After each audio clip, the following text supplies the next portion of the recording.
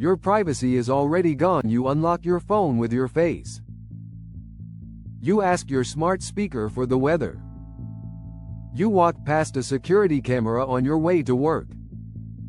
You pay for your coffee with a tap of your card. Each action is a tiny, seemingly insignificant thread in the fabric of your daily life. It's convenient, effortless, normal. But what if each of these threads is being collected?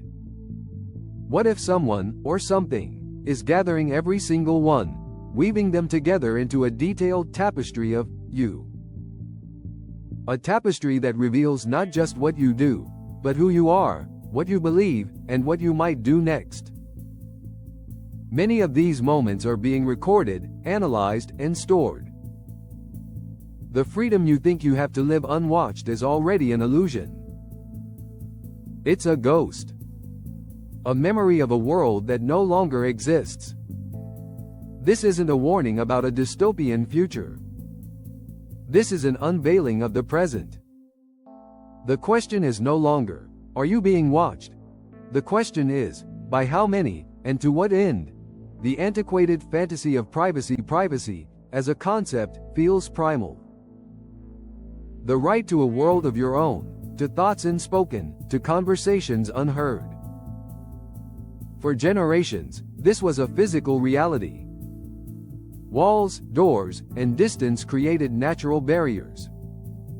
Your private life was yours because it was simply too difficult for anyone else to access. But the digital world hasn't just chipped away at these barriers, it has torn them down. The walls have been replaced with firewalls, the doors with passwords, and the distance with fiber optic cables that carry your most intimate secrets across the globe in an instant. It all began with a trade-off, a deal we were offered 2 decades ago: security. In the wake of global threats, we were told that safety required a small sacrifice of liberty. Laws like the USA PATRIOT Act were enacted, dramatically expanding the government's power to watch and listen, often in secret and with limited oversight. It was framed as a necessary tool to find needles in a haystack. But to find those needles, the government decided it needed to collect the entire haystack.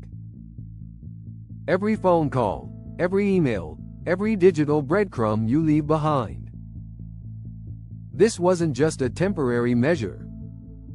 It was the beginning of a fundamental shift. It normalized the idea that your personal information was a resource for the state to collect and analyze. We were told this was about terrorism. But the definition of a threat is dangerously flexible. The same tools designed to track foreign enemies could be, and have been, turned inward.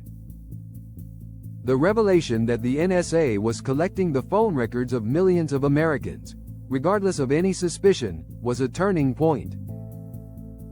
For many, it was the first glimpse into the sheer scale of the machine being built. Edward Snowden's disclosures in 2013 didn't reveal a single, rogue program. They revealed a global architecture of surveillance, a system designed to intercept, store, and analyze human communication on a previously unimaginable scale. Programs with names like PRISM and X-Keyscore weren't science fiction, they were and are reality. They gave intelligence agencies the power to tap directly into the servers of the world's largest tech companies, accessing emails, search histories, and private messages. They created a system where a vast number of our digital interactions could become raw intelligence. Suddenly, the private conversations you had, the websites you visited, the political opinions you expressed online, all of it was being swept up in a digital dragnet. This mass collection is, in itself, an invasion of privacy, regardless of how the data is used. The government's retention of your sensitive information, your patterns of life, your network of associations, fundamentally alters the balance of power between you and the state. Privacy became a relic of the past, a story we told ourselves to feel safe in a world rapidly redesigning itself around the principle of total information awareness. The walls of our private lives didn't just become transparent, they were dismantled, brick by digital brick, leaving us all exposed in a vast, open plain of data. The architecture of modern surveillance. How did we get here? How is this system of mass surveillance technically possible? It's not one single technology, but a sprawling, interconnected ecosystem of laws, agencies, and infrastructure. It's an architecture designed for intrusion, built on a foundation of legal loopholes and powered by technology that has outpaced our ability to regulate it. At the heart of this system are laws that sound like they belong in a spy thriller, but which govern your daily life. The Foreign Intelligence Surveillance Act, or FISA, is a prime example. Specifically, Section 702 of this act allows the government to conduct warrantless surveillance of foreigners located outside the United States. On the surface, that sounds reasonable, a tool for foreign intelligence. But in our interconnected world, this has a massive loophole. When those foreign targets communicate with Americans, those communications, your emails, your text messages, your phone calls, are, incidentally, collected. And they are collected without a warrant.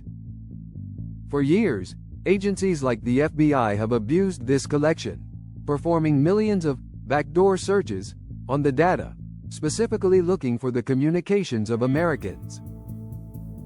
These aren't just searches for foreign terrorists. They've been used to look for information on protesters, journalists, and even political donors.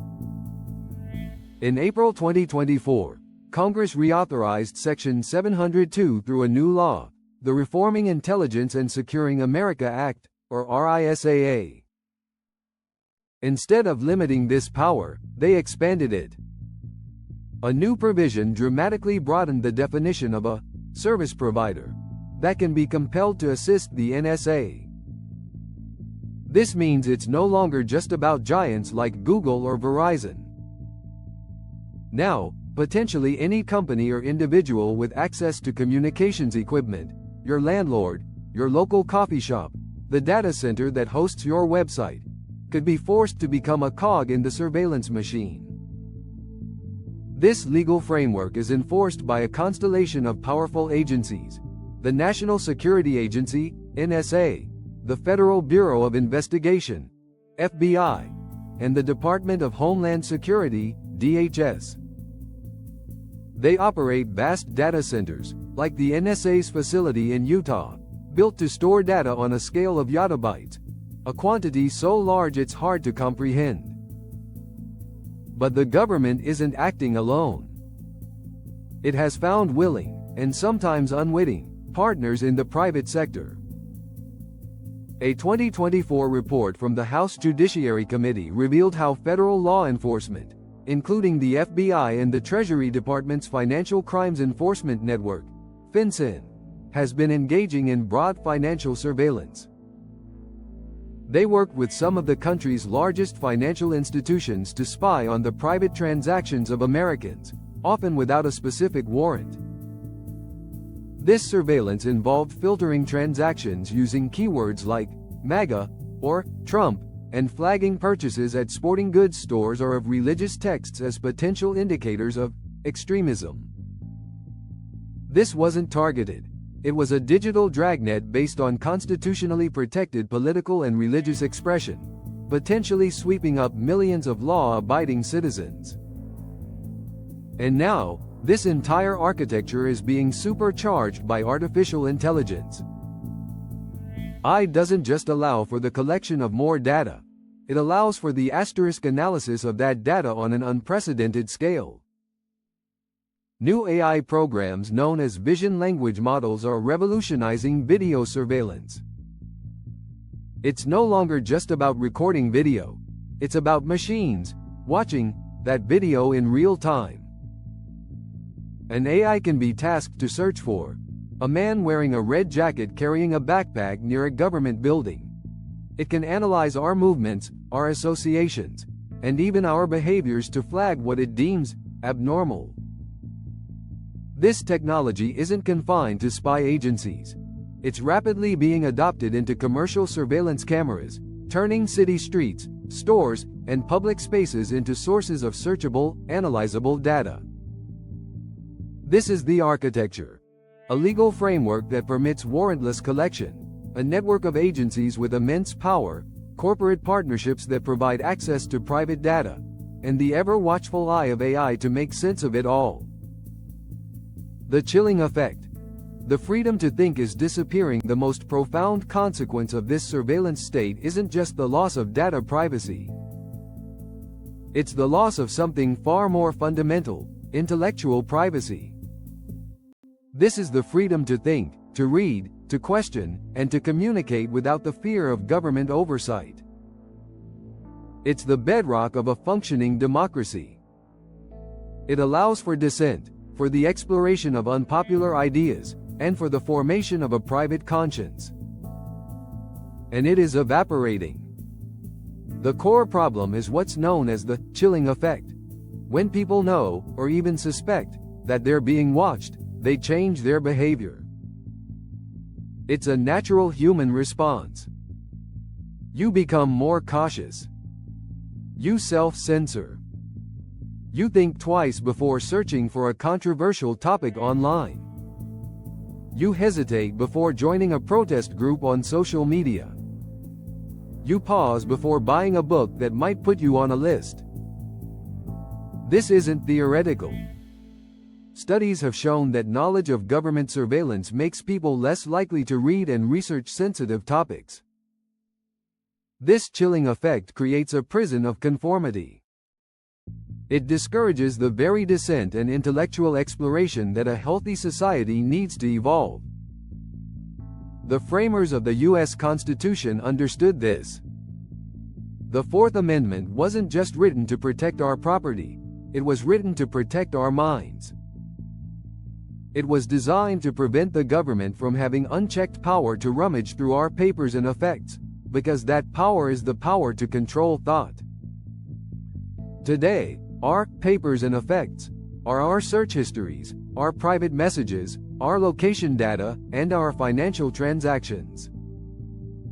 And they are being rummaged through on a scale that would have been a tyrant's wildest dream. The government's ability to create a detailed mosaic of your life, your political leanings, your religious beliefs, your associations, creates a massive imbalance of power. This information can be used for more than just preventing crime. It can be used for blackmail, discrimination, and social control. Imagine a future where your insurance premiums are determined by AI analysis of your grocery purchases. Or where a job opportunity is denied because a background check flagged your attendance at a political rally years ago. Or where you're placed on a watch list, not because you've committed a crime, but because your pattern of life matches a suspicious profile generated by an algorithm. This is already happening. Federal agencies have worked with banks to track individuals based on their legal purchases and political expression. Individuals have been wrongfully placed on watch lists, preventing them from traveling or opening a bank account, with no clear way to challenge their inclusion. This disproportionately affects marginalized communities, activists, and anyone whose ideas fall outside the mainstream. It becomes a tool to enforce the status quo and silence dissent. The freedom of association, another pillar of a free society, is also crumbling. Before, you could meet with others in private to discuss political change. Now, organizing is often done online. Your membership in a Facebook group, your presence at a protest tracked by your phone's location, your communications with other activists, all of it is visible to the state. We saw this in Kyiv, Ukraine, where protesters received ominous text messages from the government saying, "Dear subscriber, you are registered as a participant in a mass disturbance." This is the digital equivalent of the secret police taking down names at a rally. It's designed to do one thing: intimidate, to make you feel isolated and powerless, to make you think twice before you dare to associate with others to challenge authority. When you can no longer explore ideas freely, and you can no longer associate freely, what is left of freedom itself? The human cost. More than just data, this is not an abstract debate. The erosion of privacy has a real, tangible, and devastating human cost. We're not just talking about data points. We're talking about lives, reputations, and futures being altered, and sometimes destroyed, by a system that operates in the shadows with little accountability. Consider the reality of being on a government watch list. Innocent people find themselves ensnared in a bureaucratic nightmare, unable to fly, subjected to invasive searches, and often unable to find out why they were targeted in the first place. The process for getting your name removed is opaque and feels impossible. This isn't just an inconvenience. It can destroy careers, separate families, and inflict immense psychological stress. It's a form of digital exile. You haven't been convicted of a crime, but you are being punished nonetheless. This system has a disproportionate impact on specific communities. Activists, journalists, and ethnic and religious minorities are frequently the targets of this overreaching surveillance. If you are an activist, the tools of the surveillance state can be used to monitor your every move and disrupt your organization. If you are a member of a minority community, you may be subjected to a higher degree of scrutiny simply because of your faith or origin. As we've seen, federal law enforcement has asked banks to track financial transactions using keywords that target political affiliations and even the purchase of religious books. This isn't security. It's a form of digital profiling that treats political and religious expression as a precursor to criminality. The expansion of AI is poised to make this infinitely worse. Automated systems are being deployed to make judgments about people, but these systems are notoriously biased. AI algorithms trained on historical data often learn and amplify existing societal biases. Predictive policing algorithms may target minority neighborhoods, creating a self-fulfilling prophecy of arrests. Facial recognition systems have shown higher error rates for women and people of color, leading to wrongful arrests. We are building a system that automates discrimination, laundering old prejudices through the seemingly objective language of code. And the dragnet is expanding to new frontiers. Countries are implementing mandatory biometric ID systems, forcing citizens to turn over fingerprints and facial scans. In Mexico, new laws require every person to enroll in such a system, linking the data to a central intelligence platform accessible to law enforcement and the military, potentially without a warrant, for intelligence purposes. While these laws are being challenged in court, they lay the blueprint for a turnkey authoritarian state, where every transaction and movement is tracked. The United States isn't immune. In recent years, the government has expanded its use of AI-powered tools to scan the social media of immigrants and track individuals. And a multi-billion-dollar private industry has emerged, with companies building vast data analysis platforms that fuse disparate data sources together to identify targets for governments. The human cost is the presumption of innocence. It's the right to make a mistake without it being recorded forever. It's the freedom to be an individual, not a collection of data points to be analyzed. We are becoming a society where everyone is a permanent suspect. The architecture of surveillance is complex, and the path forward is difficult. But the first step is always awareness. Understanding the scale of the problem is the only way to begin formulating a response. If this has made you question the world around you, then our goal is met. But the conversation can't end here. The debate over Section 702 will return in 2026, and the rapid advance of AI surveillance demands a public response. Staying informed is our most powerful tool. Like, comment, and subscribe for more deep dives that peel back the layers of the world we live in. Share this video with someone who believes they have nothing to hide.